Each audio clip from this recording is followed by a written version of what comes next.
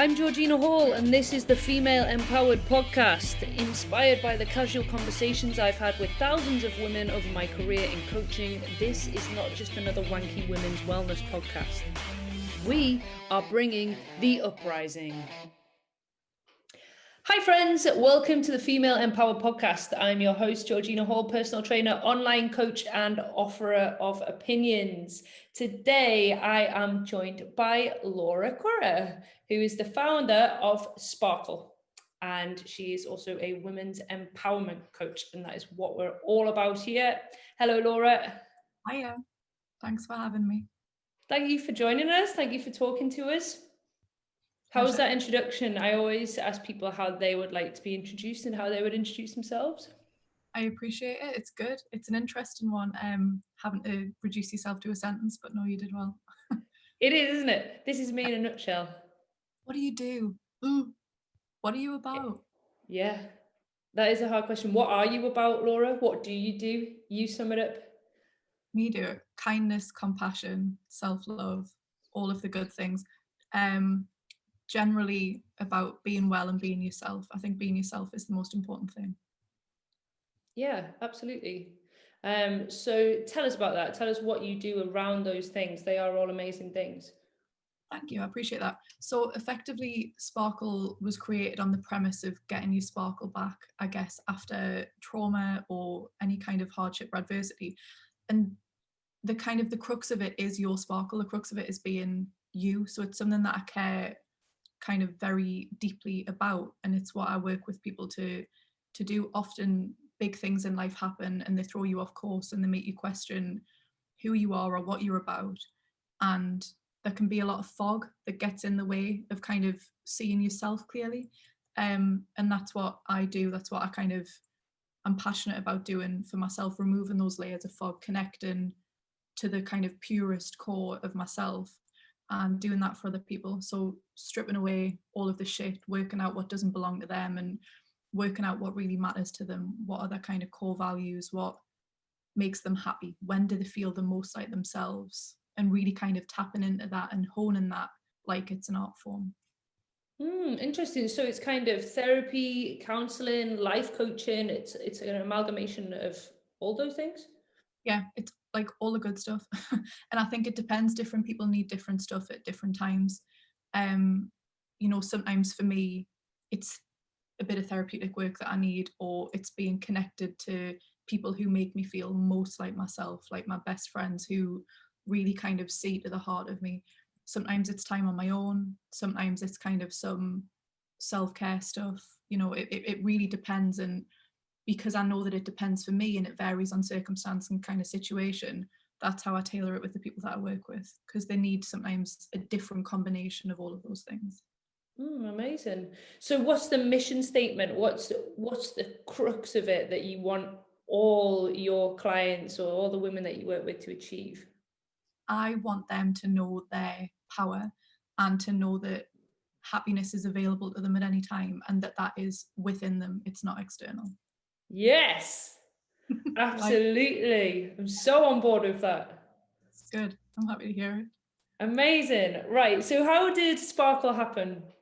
So Sparkle happened maybe 3 years ago now, and I forget, and I want people to understand that this in the context of my situation. So I was raped by two men that were known to me on a night out. My drink was spiked and I woke up and quickly kind of realized that was what had happened. It was still happening at the time. And I went through the process of kind of reporting it to the police and going through all of the logistical stuff.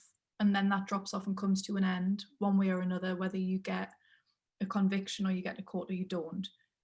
Invariably at some point that process ends, and then you're left with this like void of like, right, well, everyone's telling me that that's kind of come to a resolution, but actually it doesn't feel resolved. And almost that's when the real work begins. That's where like your life picks back up without any of that stuff, and then you have to kind of try and work out what that means. So Sparkle was born of that, really, probably from my own quest to get my own sparkle back. It was something that I remember my mom saying to me, like, oh, like, you've lost your sparkle. Like, after it happened, she was like, there was a period of time where you were just, there was nothing behind the eyes. Like, Laura wasn't there anymore.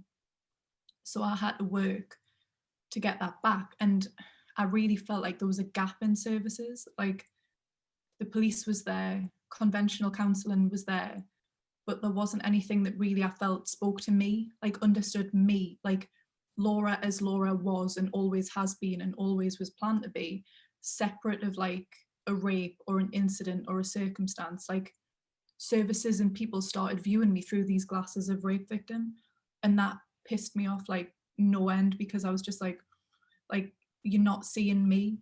And I didn't feel like there was a service that saw the person. So that was what I created. I created Sparkle to take all of that bullshit away and to allow someone to be seen again, like to be seen just as them, for who they are, the essence of who they are, and to know that that still exists within them, and to be a space where they can reconnect with that again and start to get that back. And the reason that I hesitated at the beginning was because now I genuinely forget how long it's been since I was assaulted, and I want people to know that that's possible. Like, people think that, you know, it's always going to be forever, like almost like the timestamp of your life, like the pivotal event. And I want people to know that that fades. Like, sometimes I forget their names, I forget like how long it's been. It's not that kind of definitive turning point, and Sparkle also exists to change that narrative. Wow. Like, it's unreal work that you're doing. Amazing. So I guess that maybe women who've been through this traumatic thing, I guess maybe at the start of their journey can't quite see what the rest of the journey and what the rest of their life looks like. And it's like that label thing, is it? You suddenly become the incident. Like, I know it's not the same, but a gay person, a Black person, you are now this person who has been assaulted. And maybe sometimes people like yourself struggle with the fact that I'm just Laura. Yeah, 100%. It becomes your defining characteristic. And I can't explain to you how frustrating it is to try and have people define you by the one moment of your life that you didn't choose. Yeah. You know, so like, Oof, for me, that is powerful. Yeah, like I feel it so strongly that I have been present. I'm 27 now. I've been present for 27 years of my life, the whole thing. I've made good decisions, I've made bad decisions. I've done things that I think that was brilliant. I've done things that define me. I've done things that I look back on and think I would do differently. But I've consciously lived every one of those moments. And yet I had services and people telling me that my life was going to be defined by the 5 or 6 hours that I wasn't present, that I didn't choose. No thanks. I don't know how much I can hear, but fuck that. Like, fuck anyone trying to tell me that my life is going to be defined by the only time that I was unconscious. Not unconscious as in passed out, although I was, but not conscious, not Laura, not making conscious decisions. Yeah. I don't accept that. I don't think anybody should accept that, but a lot of people do because of the pressure that is placed on them. Yeah. You can swear as much as you fucking want, by the way. Brilliant. Because I feel strongly about this now. Yeah, I bet you do. Fuck, me too. Yeah, so I can see that. I can see that there would be a gap in that service. Police aren't psychotherapists.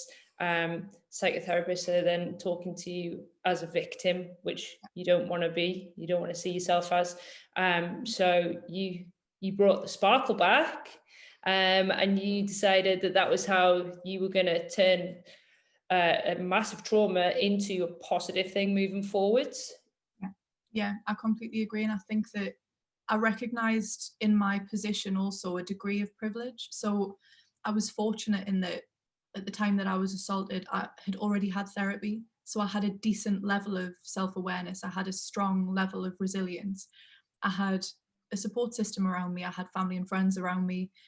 I had no financial worries. I had nobody that was dependent on me. Like, I was in a relatively strong position, and also I'm a straight white female. So do you know what I mean? The fact that I am straight and I am white also minimizes, you know, a level of adversity, I guess. Mm-hmm. All of those things worked in my favor, and I just thought, if it's this hard for me to tangibly kind of recover and get through this, like, I have to share this information. I'm in a position of privilege and I feel an obligation and a call.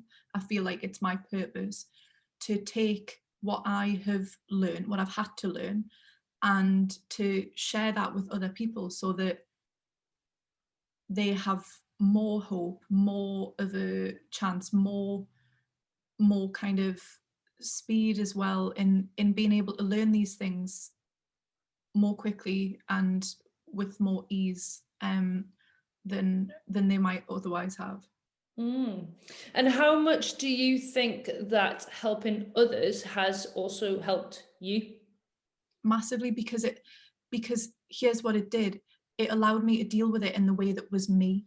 So Laura always would have wanted to do something that was helpful, positive, supportive. That's how I would have wanted to deal with that. And in doing it this way, this is my way. And that's why it's powerful for me. And however somebody else chooses to do it, somebody else could be just as empowered by, you know, continuing to live exactly as they would have been, or going into a different profession, or not being as public about it, if that is them. The power lies within doing it your way. And Yeah. this for me is massively therapeutic and productive and positive and enriching, because it's me choosing to do it my way. Yeah, I guess you've empowered yourself by staying on course. You are still aligned with all the same values and you've not allowed it to push you off somewhere else and follow a different path. Yeah, but on the surface of it, it looks different for sure, because would I have necessarily been in the place that I am now? Possibly not. I thought that my path was helping people, and I always knew that, but I thought that it was through working for the NHS or going a different way with it. Whereas the kind of the medium through which I'm doing it is different, but the purpose, the ethos, the driver, it's still exactly the same, and that's really empowering for me. Definitely. Wow. Um, does it ever take you back to your own trauma when you're helping with other people's? Sometimes, rarely. It's weird, because with flashbacks and with triggers and stuff, I don't get them often now at all. Maybe like once a year. I don't know. It and it's always something really obscure. And I think that's the thing, like the obvious stuff that might trigger you doesn't. And that's part of the work that I do with women, is it's always the shit that comes from left field that triggers you. This work doesn't trigger me so much, but there are times where I need to decompress. There are times where it feels kind of heavy. And I think that anybody who works in any kind of therapeutic space or coaching space, sometimes you feel the weight of somebody else's kind of energy and stuff. And I think that you have to have ways to offload that. That being said, also at first, sometimes I would force myself into situations that would be difficult just to prove that I still could. So Right, that's interesting. if there was something on TV that was really similar to what happened to me, like it'd be that awkward moment of like parents or whatever, like scrambling for the remote to change it, and I'd be like, no, it's fine, just leave it. Like I'll tell you if it's not. Or I would kind of initially at first I started volunteering for like crisis worker roles for sexual violence and stuff, and it got to a point where I was just like, that's really heavy, and maybe that's not your work. You know, working out how you want to be exposed to stuff, and setting clear boundaries, and it's okay if those boundaries change, but really kind of allowing yourself to be led where it feels good and where you feel Yeah. like you have the most amount of impact, like that kind of feminine energy of being in flow and allowing yourself to be kind of steered in the direction that you feel naturally kind of pulled towards. Yeah, because I guess some of that you've described there is almost like exposure therapy, isn't it? Yeah, yeah, and there was stuff that I knew that I wanted to take back. So for example, the incident started in Newcastle city centre. So I was out on a night out in Newcastle city centre. And I remember people being like, well, you're not going to go back out. And I was like, well, like, I'm 21, I'm 22, like, of course I'm going to go back out. Like, I'm going to have, like, you know, my life isn't now going to be like, I'm indoors, because Yeah. I'm just going to that's stay inside. yeah, exactly, like, that's safe. It's not. So I just kind of thought, right, I'm going to have to get back out. And I wanted to, like, one of my, like, it was my friend's birthday or something, and I was like, I don't want to miss stuff. So I purposefully, relatively soon after, 4-5 weeks after it happened, went back out into Newcastle. I Wow, made and sure how was that? it was fine because I put the strategies in place prior. This is the thing, this is what I mean. It's the stuff that you don't anticipate that sometimes catches you off guard, but then the really obvious things where people are like, you're restricted now, don't be in this space, don't be in that space, often end up being built up to be more than they need to be, at least for me.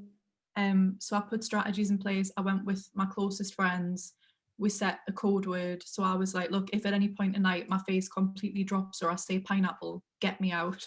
I don't know why it was pineapple, but like, Pineapple's a nice friendly word, isn't it? I don't want to draw attention to it. So if I say pineapple, we're out here. And I felt really safe with them. And it kind of allowed me to realize that the world was still a safe place. It was still a good place. It was still the place that I thought it was before. And that was what I was most scared of, was my view of the world changing, my view of people changing, my view of humanity changing. Like, this one bad thing happened, therefore everything is bad, everything is scary, nothing is safe. And I couldn't live like that. And that for me meant that they had won, because yes, you know, this terrible incident had happened, but if I allowed my whole thinking to be changed by them, they have changed my life then.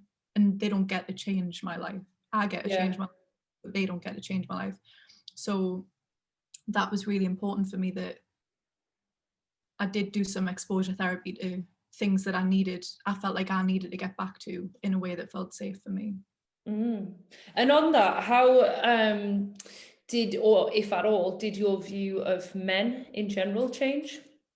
No, because for me, that's like, it was two individuals. It was a them issue. Like, it wasn't a me issue. It wasn't, you know, hashtag not all men. Well, Yeah. but you know, like, I say that tongue in cheek, but like, it was these two individuals, and I had to kind of find a way to process and contain that and see it for what it was. Because again, if that incident made me hate all men or scared of all men, like, then I wouldn't go on to get married, I wouldn't go on to have a family. And that's something that I care really deeply about. So equally, they didn't get to take that from me. I think that it did waken me up even more to how systemic some of the issues are to do with the patriarchy, how systemic some of this stuff is within our culture. And it became more my focus to shift that. It's productive energy, isn't it? So you can, like, this has happened, I hate all men. That's pretty stagnant energy. There's nowhere that you can go with that. Yeah. This is that needs to change. That you can get after. That's productive. That feels, you know, that's moving. That's going to take you forward. It's not going to keep you stuck. Let's see then. This is pretty huge. How much can we unpick the patriarchy right now? Got me brew. Let's go. So what are we talking about here? What for you at that point? What systematic holes or problems did it blow open? I think generally inequality around views on women and women's bodies. And I think it woke me up to some stuff that I had already felt. So how autonomous are we over our bodies? How free are we to be in our bodies and feel the whole range of everything that we want to feel, you know, strong, powerful, sensual, sexual, like, creative, all of those things that I think probably, like, they were all that those views were already in me, so that when the assault happened, it was easy for me to default to shame around my body. It was easy to default to shame around my sexuality. These things, it was easy to default to self-blame, you know, all of those things, because we live in a society that sets that up. So that was the default response. And it definitely made me acutely aware of that. It's that big thing, isn't it, about rather than teaching your daughters how not to get raped, teach your sons not to rape. Yeah, 100%. And I think, like, let's go a step beyond that for me. And what will I teach daughters? And that is to be empowered and powerful in their bodies, because that's where it starts, you know, and your kind of self-worth and all of those things, where you are kind of, for me, I was raised, like, I went to an all-girls school, an all-girls Catholic school. Like, I was raised Catholic. It wasn't, being in your body wasn't something that I felt kind of the structures set me up to be. Do you know what I mean? It was very much like academia, like be academic, be in your head, masculine energy, like logic, pragmatism, all of those things. That connection to my feminine energy was really kind of thwarted. And I think that also is an issue within men. I think that the issue is with the feminine, the issue is with the feminine energy. And I think that women need to really tap into that and harness that. And also men need to be kind of given the freedom to also step into that energy, because the feminine energy is so needed to kind of counterbalance this really hard, aggressive, structured, grit kind of masculine society that we live in. There's no balance. The feminine is what's lacking. Yeah, and I talk about Jacinda Ardern all the time on this podcast, Queen of New Zealand. But that is what makes her such a great leader, is that feminine energy, that compassion, that empathy. And I hope, and I think that's what Joe Biden is bringing to the US now, especially with his vice. Yes. And I hope that's what we can start to teach, is that compassion and empathy are strong features. Yeah, I completely agree. And the thing that I pride myself most on is remaining soft and compassionate in spite of everything, because that takes more strength than hardening. And I really firmly believe that what appears to be strong is withdrawal, is cutting off, is not processing. What's harder is sitting within that, sitting with that pain, sitting with what you're going through and processing it and being with it and allowing it to kind of flow, and retaining yourself at the end of it, retaining that compassion and that empathy. Those are difficult values to uphold sometimes, especially kind of within the world the way that it is now. And I think it's real strength to keep a hold of those values and to stay true and authentic and honor those values. I agree 100%. It's so easy to harden under stress, under trauma. I read a great book called Broken Open, and I wish I could remember who wrote it. I'm sure she was on the Brené Brown, Our Queen, podcast a few weeks ago. But it's about how when traumatic things or sad or tragic things happen to you, try and see it as your heart being broken open to let the light in the cracks. Try and see yourself hitting rock bottom as the point where you can then bounce back up. Yeah, I feel that. Rock bottom is where all the good shit happens. And it's hard, but there's so much learning there. If you can learn to sit with yourself in that space and to hold yourself in that space, you really see things clearly. And it doesn't have to be like a big scale trauma. It can be like, although these things also can be, it can be loss of work, it can be COVID, it can be bereavement, it can be a breakup, it can be any of those things. Like, those are the things that really strip you down and make you human. And when you learn who you are, those are the moments where you learn to build yourself back up, you know? Yeah, absolutely. I agree. It's funny, we were just talking about therapy, weren't we, before we press record on the podcast, and people who think, oh well, nothing bad has ever happened to me. I've actually had a really nice life. I think aren't opening themselves up to that opportunity to deep dive in all that shit that we've just talked about. If you imagine yourself in a lake of shit, and by shit I don't mean feces, I mean like all the emotional baggage and wounds that we carry around, and you have fallen into this lake, you have to get to the darkest point at the bottom for you to be able to push back up. Yeah, I completely agree. And what I'll say is that lake of shit always exists for everyone eternally. Trauma and hardship kicks you in the lake. It doesn't create the lake necessarily. It might fill it up a bit more, but that lake already exists. And the way that I view it is every time something bad happens that kicks you in the lake, it gives you an opportunity to learn to swim in it, or you can climb back out, but at some point you're going to get kicked back in. And I think a lot of people live their lives getting kicked in the lake and clambering back out and not realizing that just learn to fucking swim. Learn to swim and maybe start draining that lake. Yeah, exactly. That's the thing. But you can only drain it when you're in it, you know. You can't drain it when you don't know what it is. So the plug's at the bottom, right? Yeah. If we're going to carry on the vision. Yes, I'm all in with this metaphor. But yeah, completely. And I think that the thing that is a challenge for people who've experienced trauma and sexual abuse or sexual assault, whatever, that like it taps into stuff that's already there.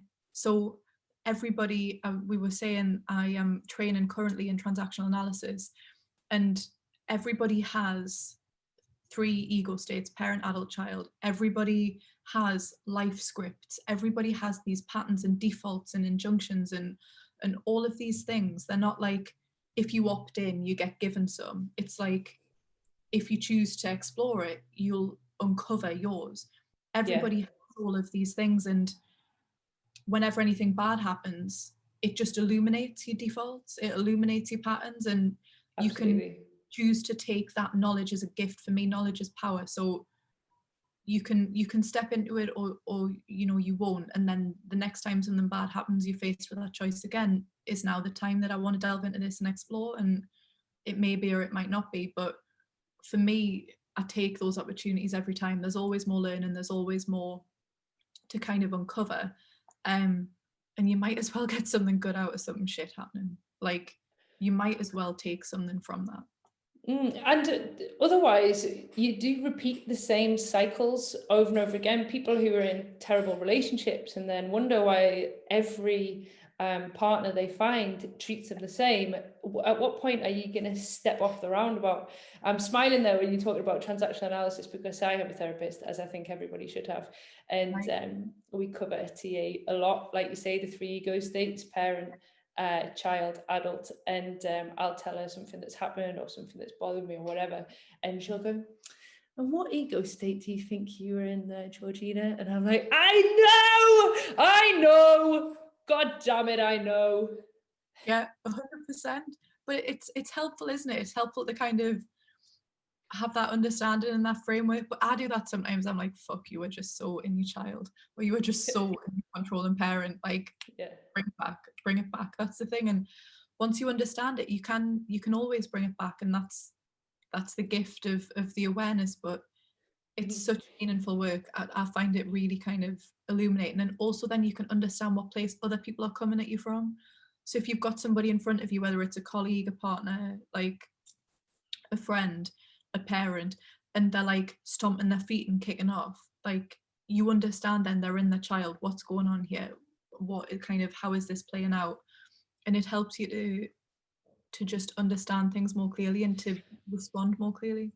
It does, and it helps with, I would say, all transaction, all relationships, all communication. If you're at work and your boss is the type of boss who kicks off at you or talks to you like shit, if you can understand a little bit about where that's coming from and just kind of bat it off as not your shit, it's their shit, it just helps you to remain chill, doesn't it? I'm not taking that crap on because it's yours. It's got nothing to do with me. You've obviously got something going on with your parents that does not involve me, and you can go to work and kind of turn a blind eye to some of the crap. Yeah, 100%. And I actually do this exercise with all of my clients where we do a stock take of everything that they're carrying. So we look all the things that feel heavy, all the things that feel limiting right now, and we stock take and we write them all down, and then we work out which ones are ours, and then we compassionately give back, mentally, sometimes verbally, the things that don't belong to us. Because there are so many things that clients bring to me and they're like, I feel like this, and I'm like, whose voice is that? Whose voice is that in your head? Who's saying that? Who feels like that? Is it you that feels like that, or actually does that belong to somebody else? And it's so freeing and so therapeutic to realize that often we've gone for years, sometimes decades, like carrying other people's shit like it's our own, and we get to compassionately give that back. Yeah, I get that. That's so important. Mm-hmm. The book Broken Open, FYI, is Elizabeth Lesser, because I like to put the books that we've referenced in the show notes so people can have a look. Yeah. So can you tell me what's your biggest personal achievement? I truly believe, I think that it's not one big milestone. I think that what I feel most proud of is, as I've said, that ability to kind of hold on to my compassion, hold on to my purpose. And it's my commitment to myself. I am most proud of my commitment to myself, to constantly evolve, to not throw in the towel when it feels difficult, to do the hard things when I know that that's what is kind of needed to do in the face of what might be easier.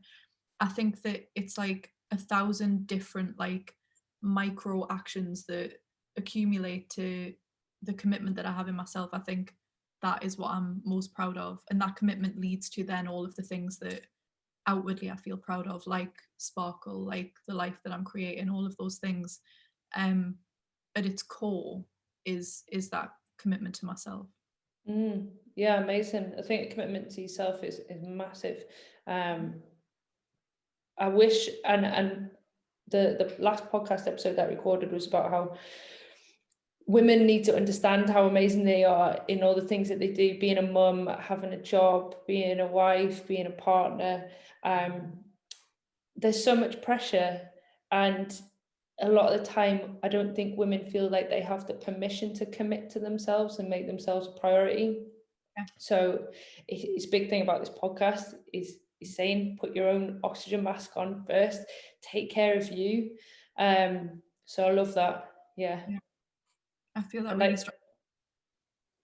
And like I say, everyone should have a therapist. I just think. I could not agree more. Honestly, I really believe that. And I think that this is a great space to create as well, because in what we were talking about earlier, the kind of shame around femininity, it's talking about stuff like women's issues, everyone's issues, but you know, like women's health, being a parent, like periods, menopause, sex, like all like postnatal depression, all of these things that we don't speak about because we're ashamed. Like I saw this thing on Instagram the other day and it was like, remember like the shame of carrying a Tampax to the toilet or trying to open it quietly because you like, what is that? Like, but I remember it so strongly. Like there's so much shame associated with talking about like stuff like that, or talking about even like your cycle. Like every Thursday before I come on my period, I have a crazy day, like where like I just can't get a hold of anything emotionally. I feel dead stressed out. I cry all the time.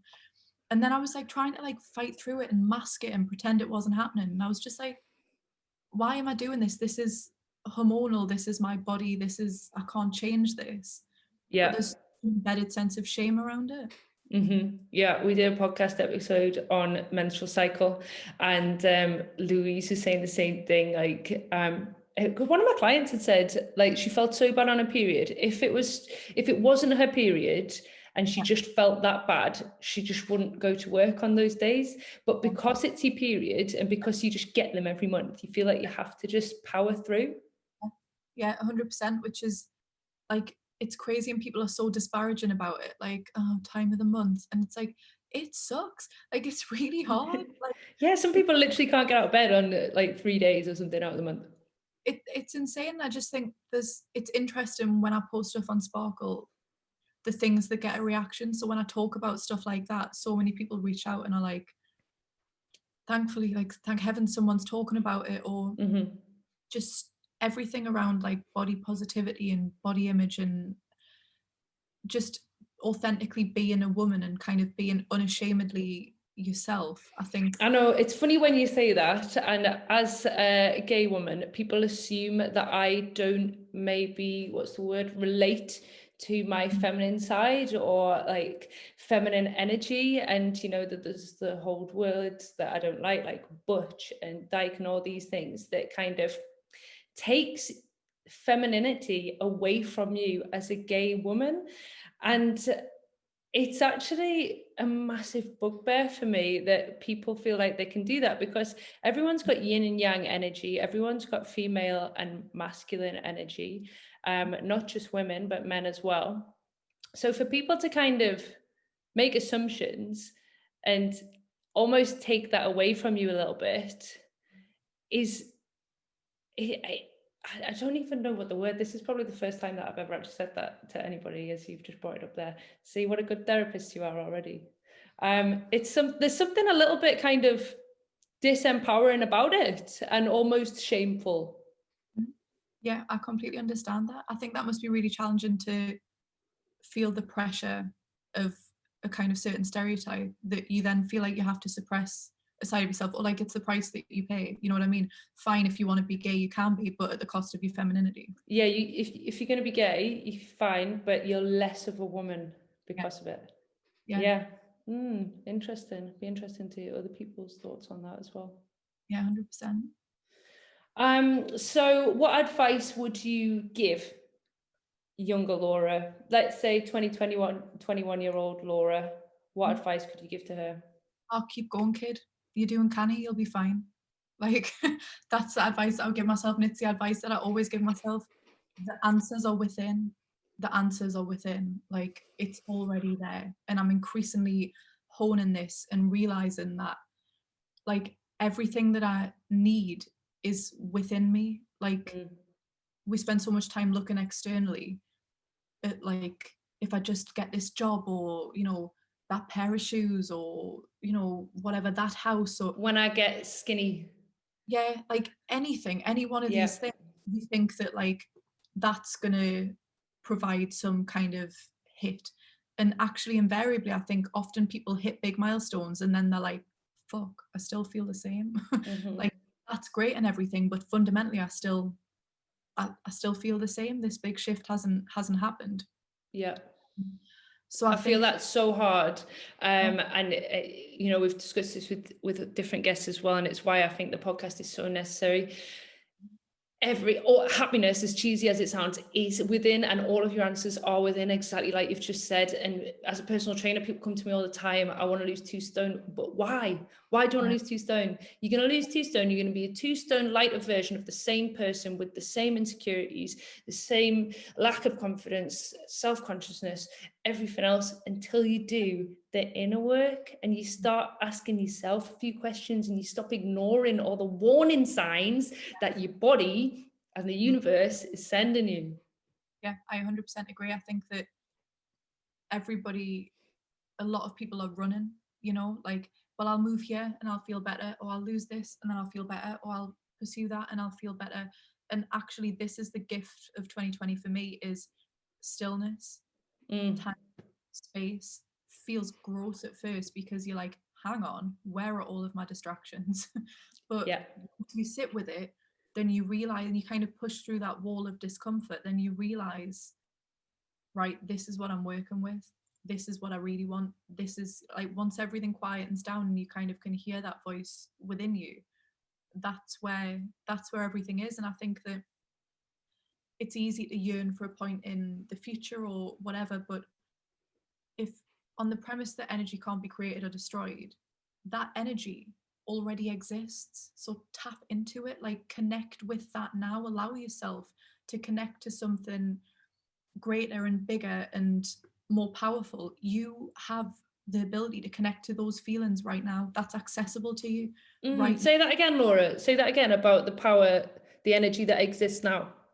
So by the law of physics, energy cannot be created or destroyed. So say for somebody, if they want to manifest something, if they want something in their life, if they want to feel really fulfilled or like connected to something or whatever it is, or if they're looking for something external, love or compassion or something that they're not getting in their relationships, that energy that you are craving, that you are seeking, that you think is at some point in the future, it already exists in the universe now. That is already existing. You have the ability to tap into and connect to that energy right now. If you choose to. It's not this abstract, I'll feel content when, or I'll feel this whenever. Like, you have the ability to raise your vibration and connect to that energy in this moment. Powerful. Yeah. That reminds me of something that I read. I just finished reading Eat, Pray, Love last week. Have you read it? No, I haven't. I've seen the film, but you would love it. The film is total crock shit. Honestly, you need to read the book. The book, you get it. You get her, and you get why she needs to do all that, and you're 100% behind her in the book. Whereas in the film, I was like, "Hon, you're eating pasta in Italy. Oh, my heart bleeds for you." The book's really good. But one of the last pages reminds me of what you just said. It's there's a Zen Buddhist kind of belief that future you. Well, the idea is that the oak tree pulls the acorn. So the oak tree is part of the energy, part of the power that grows itself from the acorn. And what you can kind of attach that to is that future you is there, exists now, 5 years, 10 years from now, and is pulling you through time and space and actively willing you to win and to make all these choices that are going to grow you into that future version of yourself. Yeah, I love that. I really love that. And I think that once you can kind of connect to that and really meaningfully connect to that, that is such a powerful kind of step towards where you want to be. So say if you're creating a business or you're looking for a relationship or you're doing whatever, like, allow yourself to connect to that purpose and the belief that that exists and is coming to you. Connect to that energy, vibrate on that level, and that's going to come to you. And I really believe that. I never used to believe that. I never ever used to believe it. I thought it was bullshit. Like, I'll be really honest, like, I used to be like, the universe has got a plan, whatever, energy, whatever. Like, but that was me so conditioned to like not connecting to my feminine energy. Do you know what I mean? Being so scornful of intuition, being so scornful of energy and receptiveness. And then I did some wild swimming last year. And like I had this crazy visualization, like in this guided meditation afterwards, and I was just like, this is an absolute game changer. And I think it was because I was forced into my body. Do you know what I mean? Sometimes you go through life and you're so in your head, and then going into the North Sea in winter just like slammed me into my body, and I was like, wake up, like, we're here, what is happening? And it was so powerful for me to do those things to reconnect with my body. And in doing so, then you realize kind of the enormity of what's possible. Yeah. I've done a lot of sea swimming this year, actually. And there is something really amazing about it. I know you have tried the Wim Hof method as well. I was doing Wim Hof cold showers earlier this year. I have to say that I haven't been in the sea in the last few weeks, because the last time it was probably about a month ago. And when I got out, I was so cold, when your fingers freeze into that shape and you can't even, we were in wetsuits. I couldn't even get my wetsuit off because I couldn't grip the zip. No, awful. I mean, it's not awful, but it's like, it's a lot. We did last year for Sparkle, we did a Sparkle dip on the 21st of December. It's freezing. And I think we're going to do it the same again this year. I think every year we're going to do it because it just... Well, let us know, because I'll come. Please come, I would love that. So it's going to be every year we're kind of doing it the weekend before Christmas or a few days before Christmas. And it just, it's powerful because people think that they can't do it. And then they do it and they realize that they can withstand it. and then they're on such a high, and that's such a Oh, there's a massive amount of euphoria that comes with doing something like that. One, it's in nature. Two, it's a massive feat that you're right. You think, fuck that before you do it. And then once you've done it, you're just on such a high. And then there's something about the cold that just sets you off as well. But I did hear, on that note, I don't want to scare anybody. Obviously, I will be there on the 21st doing the dip with you. Someone told me not so long ago that if you are in cold water, or I guess any kind of cold, if you start to feel really, really happy and giddy, you need to get out right now, because that's a sign that your body and your organs are shutting down. Yeah, that's true. So last year when we did the dip, I did like reading around it and stuff beforehand, and I did like health and safety checks, obviously, and made sure everything was like fine and safe. But people got out and wanted to go back in, and I was like, no. What happens? And it's great, but no, don't go back in, because that's like, go back inside, get your hot water bottle and warm up, like, because you hit such a high that you feel like unstoppable, but then you get that's enough cold water. Yeah, heroin for you, hun. Stop chasing that dragon. Cutting you off. That's it. A finite dosage. But yeah, so you do have to be obviously sensible and cautious. I usually go in like a swimming costume, but I've just bought a wetsuit because I think probably it's best. It makes it more tolerable, and also you can stay in longer. Yeah. But I started bodyboarding this year. Have you done that before? I haven't. Oh, you'll have to come. You have to come with us one day. It's really, really fun. But that's why, like, then you can stay in for longer if you've got your wetsuit. Yeah, 100%. It's just a game changer. And sometimes I'll be in the shower and I'll be like, I don't want to turn this cold. I don't want to. But then I just put a tune on, like blasting. Usually the song that I've put on the Sparkle daily like affirmations and stuff. Yeah, I've seen a couple of those. What's your song today? Today's song is Proud Mary. Right. So for anybody listening, if they're going to try a cold shower, your recommendation today is bit Tina. Yeah, 100% all in. Crank it up, and I try and get to the chorus of a song with a cold. That's what I do. So I'll put the song on, and then I'll see if I can make it to the chorus or through the chorus, and then I'm like, right, kid, done, well done, good shift. That's a really long build up in that song to get to the chorus. I know, it's a challenge. Yeah, it is. Start on something different. Start on yesterday's song. What was yesterday's song? It was Glorious by Macklemore. Oh, I don't think I know that one. I'll have to look it up afterwards. Right, I'll try that one. You have a little dog now, don't you? Yes, I do. I can hear it yapping downstairs. And how much is your little dog like therapy? She's lush. She's just great. I'd thought about getting a little puppy for quite a long time, but now I have my own place. It just felt like the perfect time, and I think a lot of people have probably felt the same with lockdown, that they have more time and they're around more so that they can train. But she's just great. It's just the cuddles, and like she's such a little ray of sunshine. And I think what's she called? Rosie, little Rosie. She's super cute.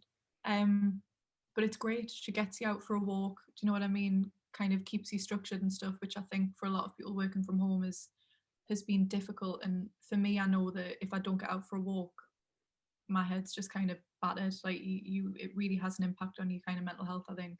So she's great. She forces me out 3 times a day. Some people think that walking as a thing is really weird. I have a friend who'll go, "You're just gonna walk?" And I'll go, "Yeah."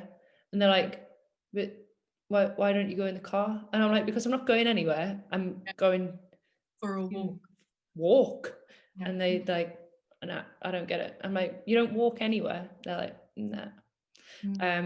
But I would be the same. I'll go mental. Yesterday I didn't really leave the house. I had a lot of work to do, and this morning I was like, I'm going out right now, because I just felt like my brain was standing still, and I had to get out and move a little bit to kind of get going. Like I couldn't have come on here and spoken to you without having moved a little bit so that my brain woke up.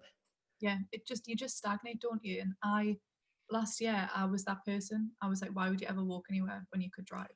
Like, do that when you could be going faster. And that's that like masculine brain of like efficiency, like quickest way from A to B, what you're doing with your time, be efficient.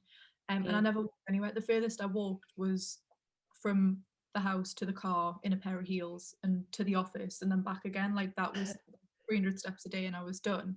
And it's really been this year, I know it sounds ridiculous, where I've learned that like you need to walk and be outside and you need to sleep and you need to drink water. And if you do those things, you'll generally feel pretty good. This is what I try and tell people every day, Laura. Honest to God, I did not like when you used to talk about like getting your steps in and stuff. I'd be like, "Aye, man, I'll just do an extra cardio session at the gym. Like, I'm not asked." But it's Not like, the same. it's not. It's so transformative, and also I notice differences in my body when I'm walking. So I've been walking like 15,000-20,000 steps a day. My body has changed, like just from doing that. Yep. Like, who Eat. knew? You Eat knew. up 24/7, bro. I knew. You knew. I didn't know. That's what I try and tell people. Walk more, drink more water, sleep more. 100%. But I'm not. Never mind your diet. No, exactly. Like if I don't get a decent night's sleep, I'm no good. Who? Like 20-year-old Laura was getting 4 hours sleep at uni, 3 hours sleep, and thinking like that was a good one. It wasn't. It's that's the masculine thing as well of sleep when you die. Hustle, hustle. Yeah, oh God, no. 8 to 10 hours sleep for me, please. It's so underrated for health and well-being. Hours. Yeah, no, I completely agree. Like, and you notice like what makes you sluggish. Now I know like if I eat a lot of a certain kind of thing, it's gonna make me sluggish. Like if I don't sleep, I'm not gonna be firing on all cylinders. Like if I don't get out for a walk, I'm angry. Like if I don't drink enough water, I get my mood dropped. Really? That's so interesting. I don't believe it has I didn't believe it had an impact. It 100% has an impact. Massive. Yeah. The only thing that I worry about with walks, it sometimes affects me, and I think some people are saying about then when you put a number on it, so this 10,000 step goal that is just magically appeared in the last couple of years, it can add on a stress where it's something else to do, something else on your to-do list. Oh my God, I've got to feed the kids, I've got to keep them alive, I've got to work, I've got to drink enough water, I've got to do my steps, Jesus Christ. And I sometimes think if I had a family and like a 9 to 5, I don't know when the fuck I would find the time for all these things either.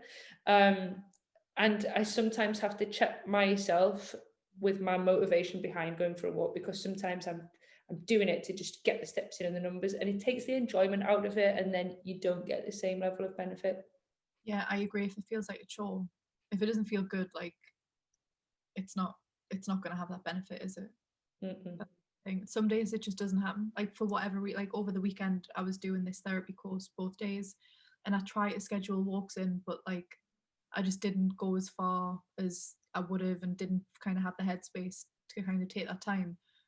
It didn't happen, and you know that's just one of those things. Some weeks it kind of you fire on all cylinders, and other weeks different things take a hit. And I think that you have to be flexible and kind and compassionate with yourself in that. Yeah, it's okay. It's okay that you didn't do your steps. It's okay that you didn't eat enough protein today. It's all okay. Yeah. Who's keeping score? You. You're the only one who knows. Yeah. I say that to people about their weight as well. How often do you introduce yourself? Hello, my name's Georgina. I'm a personal trainer and I weigh 70 kilos. Yeah. All right. And I know it's strange, isn't it? It's definitely, it's one of those things that people get so hung up on. I haven't weighed myself since you weighed me. You were the last person who weighed me. Shh, don't tell people that. I only weighed her so that we could work out a protein goal. Yeah, that's true. But it was for one of your programs, and that was the last time that I was weighed, and I think that was probably 18 months ago. Oof. You're gonna have to get back on some training, Laura. No, it's not 18 months since I've trained, but it is 18 months since with me though. I know it's true. I know. Well, exactly. We'll have to get back on it now that circumstances have changed. I'm at home, so I'm able to be more flexible, which is really nice. Yeah, that is nice. That is nice. I'm glad that you're happy. I'm glad that everything's going good. Thank you. I appreciate that. You know, when you just have some people in your life that you're just like, fucking go team. Babes, thanks. I feel the same way about you. Thanks very much. Not at all. It's been an absolute pleasure. Yay.